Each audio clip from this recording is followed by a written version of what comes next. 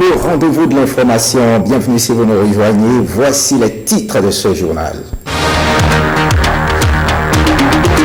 La Confédération syndicale des travailleurs du Bénin invite le nouveau président élu Patrice Talon à lutter contre l'impunité. La CSTB en Conseil fédéral national extraordinaire en a profité pour s'adresser au successeur de Boniaï.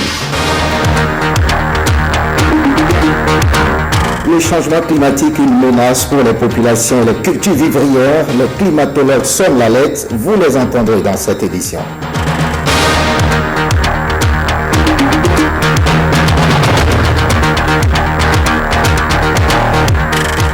Échange de tirs tôt ce matin à Brazzaville. Miliciens et forces de l'ordre se sont affrontés, provoquant la fuite des populations de la capitale congolaise.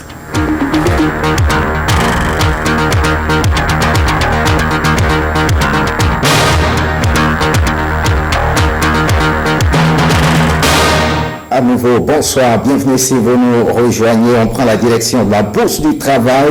La Confédération syndicale des travailleurs du Bénin, CSTB, était ce lundi en Conseil confédéral national extraordinaire. À l'ordre du jour, l'examen de la situation socio-politique nationale. La CSTB a saisi l'occasion de cette session pour inviter le nouveau président de la République à lutter contre l'impunité. Alain Dossiovo et Brice Thibozo.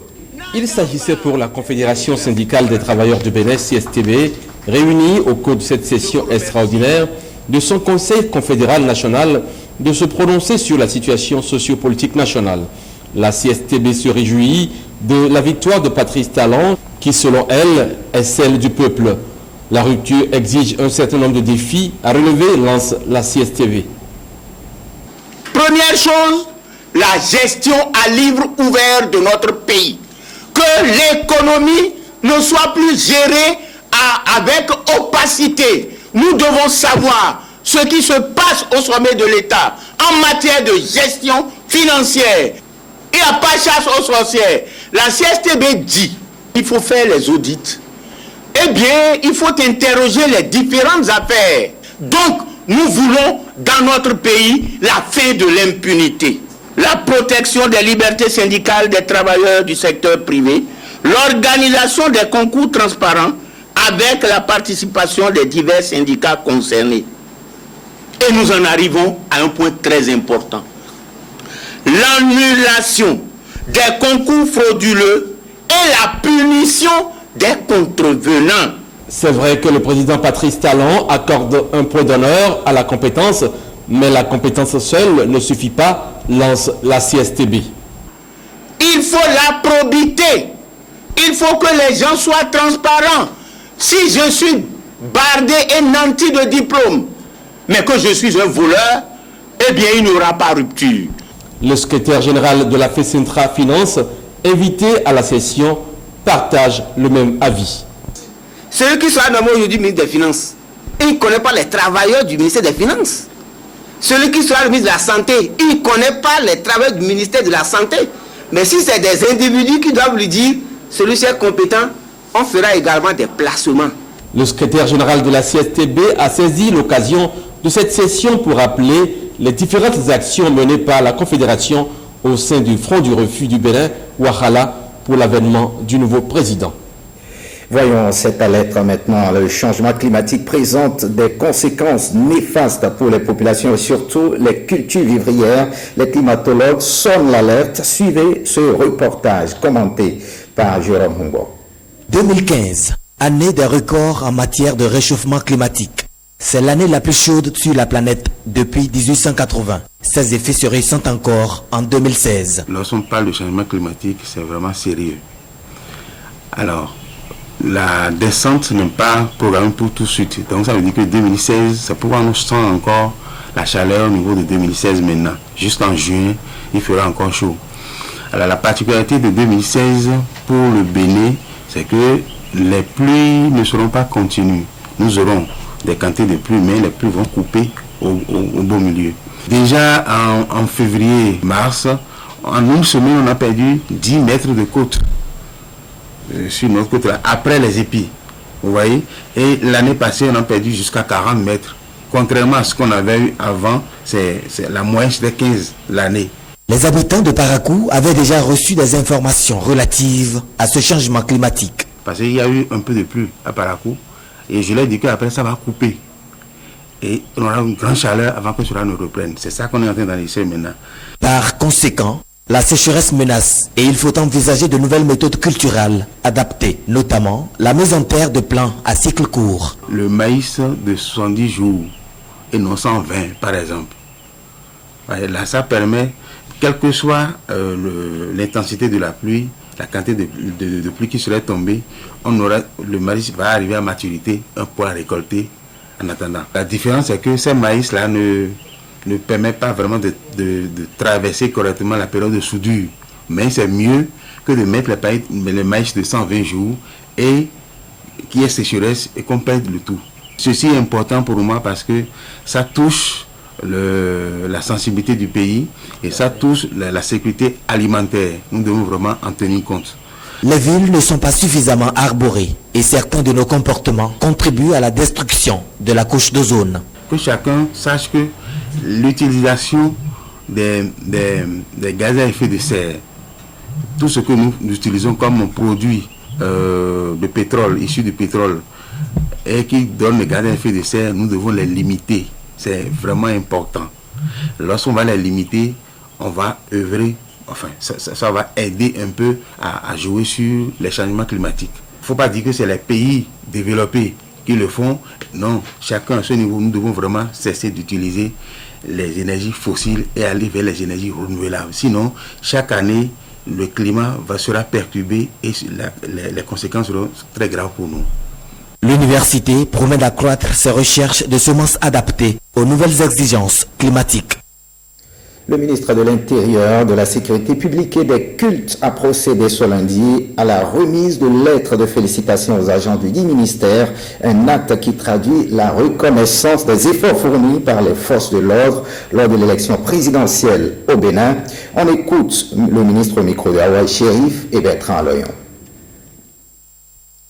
Vous allez constater que depuis ma prise de fonction, que ce soit dans tout le pays, il y a une paix, il y a de la calmie. Ce qui prouve que les agents du ministère de l'Intérieur de la Sécurité publique et les forces de défense et de sécurité font leur travail vaillamment. Comme vous le savez, nous sommes en fin de régime et dans quelques jours, je vais passer service à un nouveau ministre. Donc il est tout à fait normal que je rassemble tout le personnel civil, policiers, gendarmes, sapeurs-pompiers pour leur témoigner la reconnaissance de la République. C'est pourquoi la cérémonie de ce matin, fort simple, a été rehaussée de ma présence, où j'ai profité pour donner les lettres de félicitations à mes directeurs, à mes collaborateurs immédiats, au haut commandement de la police nationale, au haut commandement de la gendarmerie nationale et au haut commandement des sapeurs-pompiers qui ont contribué vaillamment à la préservation de la paix et de la démocratie dans notre pays. Comme vous le savez déjà, le chef de l'État a promulgué la loi qui donne désormais les avantages et qui sécurise les forces de défense, les forces paramilitaires de notre pays pour le travail qu'ils font pour la paix et la sécurité dans notre pays. En cette période où l'insécurité est grandissante dans les pays de la sous-région et que nos forces s'attellent à mettre leur expérience, leur savoir-faire pour préserver la paix dans notre pays, il est tout à fait normal que la République soit reconnaissante envers. C'est pour ça que le chef de l'État a promulgué la loi qui leur donne désormais des avantages jusqu'à leur retraite. Autre félicitation reçue, là, on fait un tour au Conseil économique et social. Le président du CES salue la fin heureuse du processus électoral au Bénin en sa qualité de président du comité de suivi et de facilitation des activités du COSLEPI. Il a fait une déclaration ce lundi pour féliciter tous les acteurs impliqués dans l'organisation du scrutin. Suivez dans ses propos de Tabébian au micro de Amadine Anyamoso et Daniel Ada. Notre mission a consisté à mettre l'accent sur la facilitation et le dialogue au moment où les échanges entre le gouvernement, la Sénat et le COSLEPI étaient difficiles.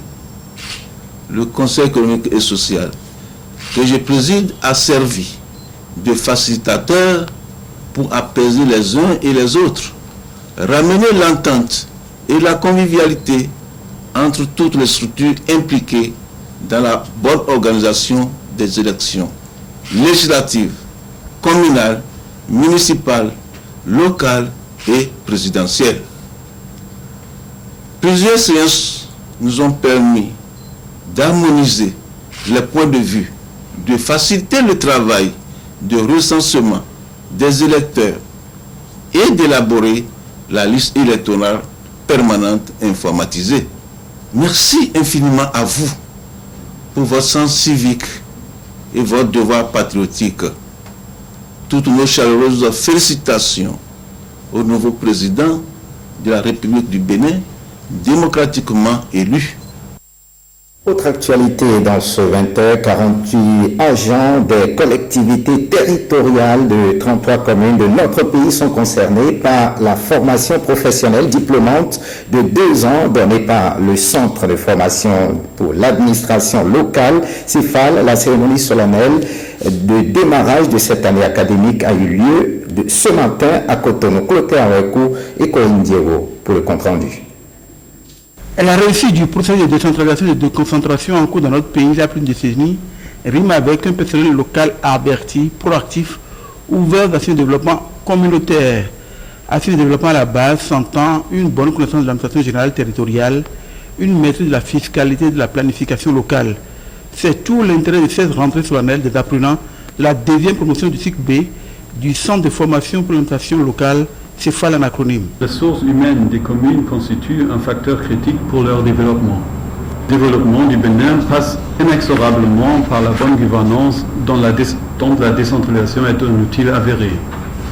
Vous êtes les acteurs de cette décentralisation en mission pour une formation qualifiante afin de mieux servir vos communes de provenance. Nous devons nécessairement disposer des compétences les plus avérées afin de faire efficacement face aux nombreux défis qui nous attendent sur le chemin du développement. Nous mesurons à juste titre le privilège qui nous est fait à travers cette formation. Nous promettons de faire preuve tout au long de notre formation d'assiduité, de discipline et surtout de nous appliquer afin de mériter cette grande marque de confiance et d'être à la hauteur de l'espoir ainsi que les attentes placées en nous. 48 apprenants venus de 33 communes sont concernés par cette formation professionnelle diplômante de 2 ans contre 53 agents des collectivités territoriales de la première promotion. Voyons ces honneurs pour la femme, célébration en différé de la journée internationale de la femme au ministère de l'enseignement supérieur. Le thème choisi à cet effet est relatif à l'égal accès aux hautes fonctions administratives et politiques. La manifestation s'est déroulée ce lundi matin dans les locaux du dit ministère. Francis Faton et Ibrahim Lawani pour les détails. La montée des couleurs assurée de main de maître par des femmes du ministère de l'enseignement supérieur. Célébration de la journée internationale de la femme oblige, François Adiola est porté en triomphe pour ses actions de promotion de la jeune féminine dans son département ministériel. Votre nomination à la tête de ce département ministériel a été bénéfique pour la jeune féminine. C'est en effet en votre temps et sur votre initiative que nous avons eu la première femme recteur du Bénin, des femmes secrétaires généraux des universités, un acte qui témoigne de votre foi en la femme, en sa capacité à exceller à des postes de responsabilité. Jamais les femmes n'ont autant connu de promotion au MCRS qu'en votre temps. Je voudrais vous exhorter à travailler dur, parce que le tout n'est pas d'être responsable. Il faut être un leader. Et c'est un bon leader qui est un bon chef. Et vous avez le modèle devant vous. Le vice-premier ministre est un bon leader. C'est un grand leader. Observez-le bien et vous serez de bons leaders à vos postes de responsabilité. Pour le vice-premier ministre, l'élément premier de la promotion des femmes demeure la compétence. À compétence égale, j'ai souvent choisi de prendre la femme.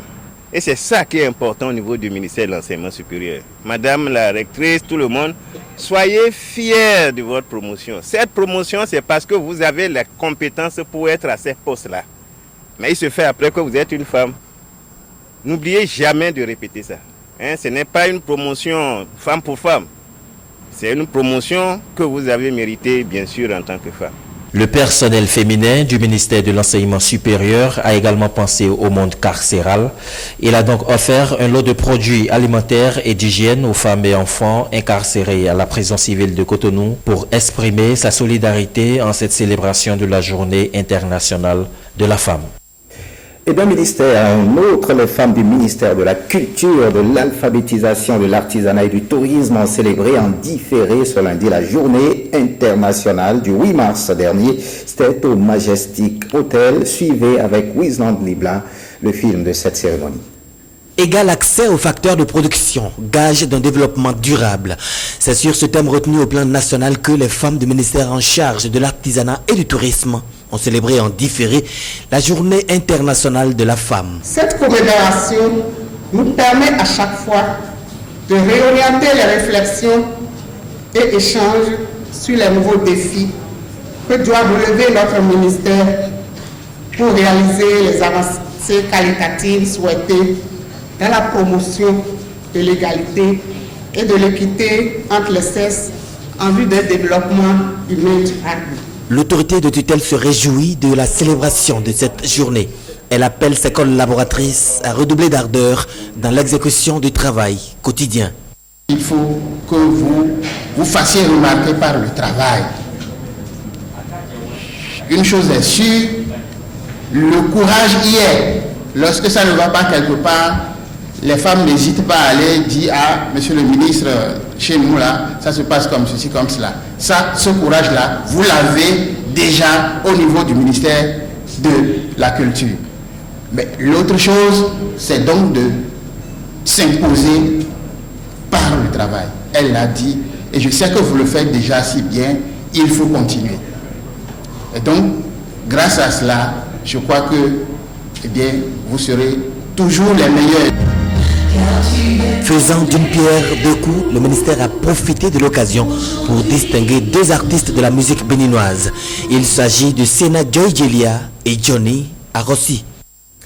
Et on reste avec les artistes. Le mouvement Trop, c'est trop qui rassemble des artistes béninois est monté au créneau cet après-midi à travers une déclaration lue par Jolidon Lafia. Les artistes du mouvement Trop, c'est trop remercient le président Boniaï pour la mise en place du fonds du milliard culturel, mais fustigent la façon dont il a été géré. Ils ont profité de l'occasion pour attirer l'attention du nouveau président élu, Patrice Talon, sur leur secteur d'activité. C'était au micro de Gisner Pogué. Regardez.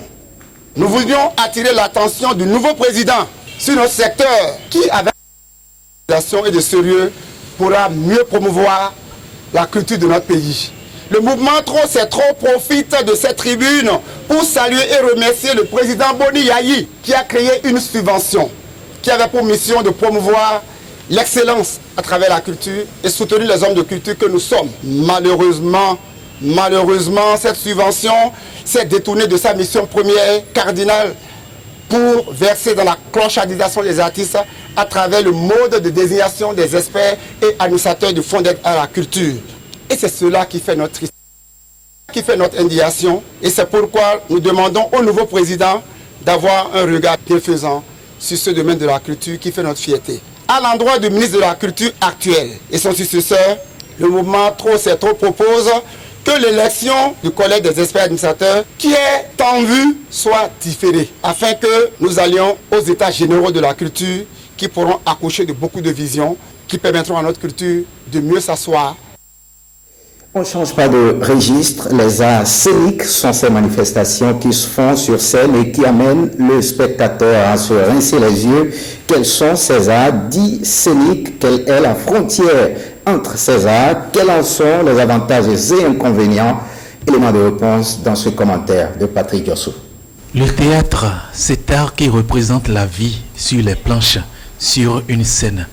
Cet art qui se vit plus intensément que tous les autres arts scéniques. Des scènes les plus obscènes, aux paroles les plus paralysantes de peur, de pleurs ou de rire, le théâtre fait vivre le monde, immonde sur terre ou en onde au ciel. La voix au théâtre, c'est le dire, c'est la diction, qui se retrouve aussi dans le conte, qu'il soit dit dans la case ronde ou sous l'abat palabre au clair de la lune. Théâtre et conte sont des arts scéniques, surtout quand le conte est théâtralisé. Théâtralisé, la poésie devient aussi un art scénique. Déclamée, proclamée et acclamée, elle se fait gueuloir poétique, avec belle utilisation des cordes vocales. Pas de limite entre le nouveau théâtre, le conte et la poésie, qui use jusqu'à l'extrême la voix. La voix, premier instrument de musique.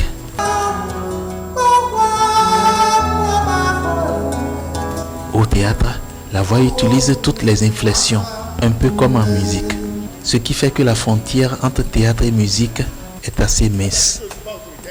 La musique, c'est l'art de combiner les sons d'une manière agréable à l'oreille. Elle s'entend et elle s'écoute, mais elle se regarde aussi.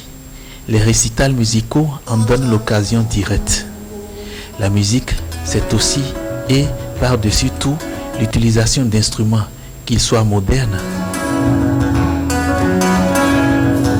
ou traditionnels, ou même mi-modernes, mi-traditionnels. Mais la musique, c'est aussi la danse. Qu'elle soit aussi moderne, jouée en live ou en playback. Qu'elle soit traditionnelle, faite de contorsions chorégraphiques, en groupe donc solidaire, ou en solo, donc solitaire. Une solitude même dans l'instrument privilégié de la danse, les membres inférieurs.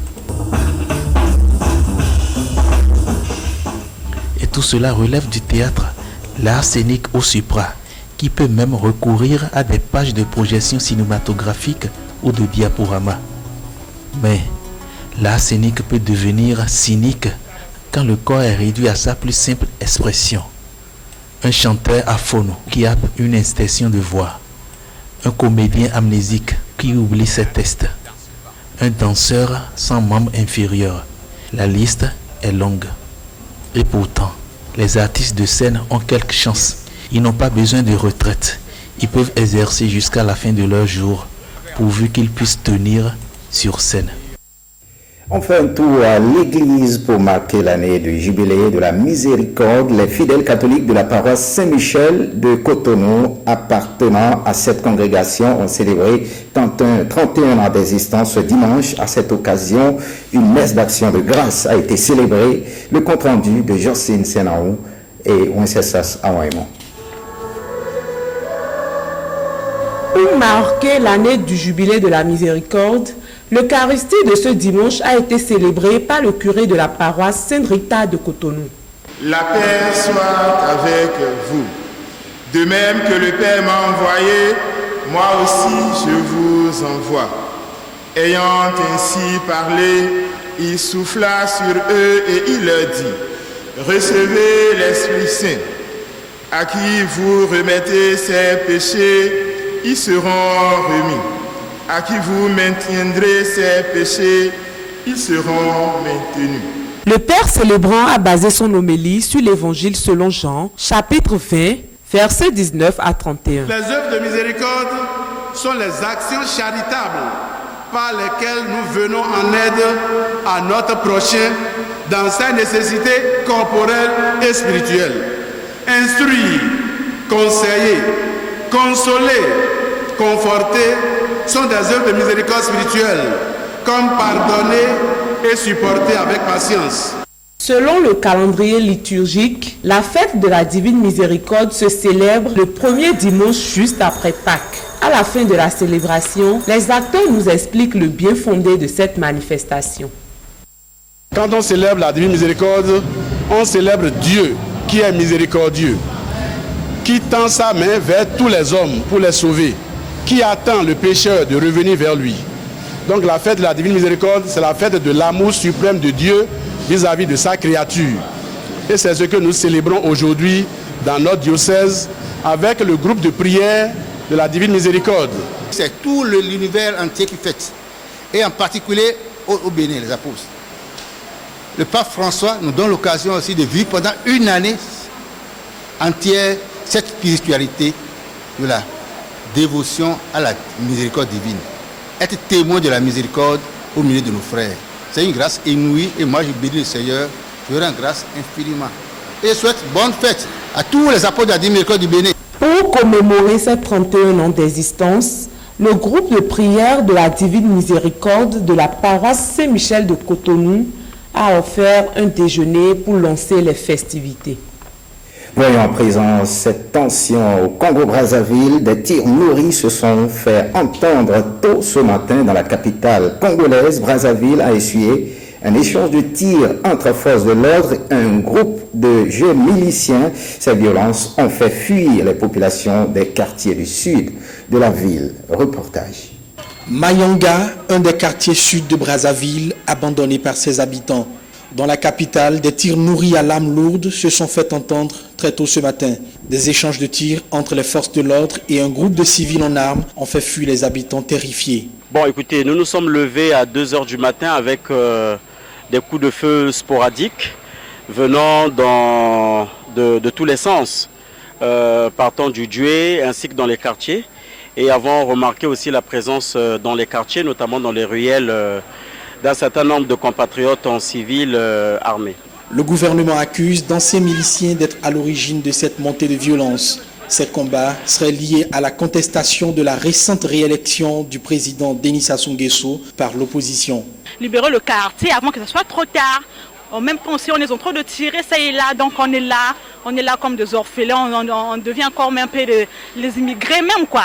Oui. Et là, vous allez où? Et là, on va nulle part, on ne sait même pas là où aller, Désarçonnés, les populations fuient les quartiers sud de la ville pour se réfugier au centre et dans le nord en attendant une accalmie.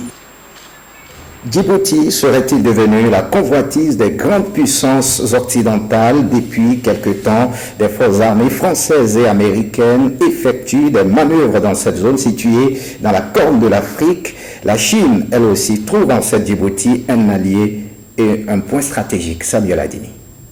Des marins français s'entraînent avec des US Marines sur les plages de Djibouti. Ce petit pays, situé sur la corne de l'Afrique, jouit d'une position stratégique, ce qui suscite l'intérêt des grandes puissances mondiales. Ici, à Arta, à 50 km de Djibouti-ville, 500 soldats français stationnés dans le pays et une cinquantaine de marines américains participent à un exercice interarmé et interallié. Un entraînement fondamental pour ces deux pays qui travaillent souvent ensemble. Nous avons avec les Américains un certain nombre d'intérêts communs et une vision partagée de nos intérêts géostratégiques dans cette région très importante, autant pour eux que pour nous, ce qui nous conduit à opérer conjointement. Djibouti est situé en face du détroit de Bab el-Mandeb, le 4e passage maritime mondial pour l'approvisionnement énergétique. Avec son climat désertique et sa topographie, le pays est particulièrement adapté à la préparation des forces militaires. Des atouts qui motivent les armées internationales à s'implanter sur place. En plus des Français qui sont implantés à Djibouti depuis l'origine, on retrouve aujourd'hui autant de forces étrangères qui veulent venir s'implanter à Djibouti. Les Américains, bien sûr, les Japonais, les Italiens, les Chinois maintenant et certainement dans un avenir proche les Saoudiens. Donc l'emplacement est éminemment stratégique sur le plan mondial. Un traité de défense prévoyant que la France défende l'intégrité territoriale de Djibouti lie depuis 2011 les deux pays. Les Américains, eux, sont venus à Djibouti après les attentats du 11 septembre pour lutter contre le terrorisme. Puis d'autres armées se sont implantées dans le pays face à l'insécurité grandissante de la région de la Corne de l'Afrique qui menace aussi la sécurité mondiale. Terrorisme, piraterie, trafic humain, trafic d'armes, etc., etc. Donc il était tout à fait normal que des pays qui ont de gros intérêts, qui passent à travers le détroit de Bab el-Mandeb, se sentent dans l'obligation de pouvoir sécuriser par les moyens qui sont les leurs cette route maritime très fréquentée. Un acteur vient d'y faire son apparition, la Chine. Ce pays qui finance déjà la plupart des grands projets d'infrastructure du pays est toutefois un pari risqué pour Djibouti, cette alliance risquant de froisser les alliés traditionnels du pays. Images et commentaires assurés par nos confrères de l'AFP. Faites ce journal, merci de l'avoir suivi. Suivez après le journal le point de la cérémonie d'inauguration du siège du Fonds national de la microfinance par le chef de l'État, un entretien sur les opportunités pour le Bénin de l'actualisation du code de travail et le feuilleton Le triomphe de l'amour et la fille de ma mère. Le journal du soir est prévu pour 23h30 avec Héloïse Winator. Retrouvez cette édition sur le site de l'ORTB, www.ortb.bj. Merci de votre fidélité. À très bientôt.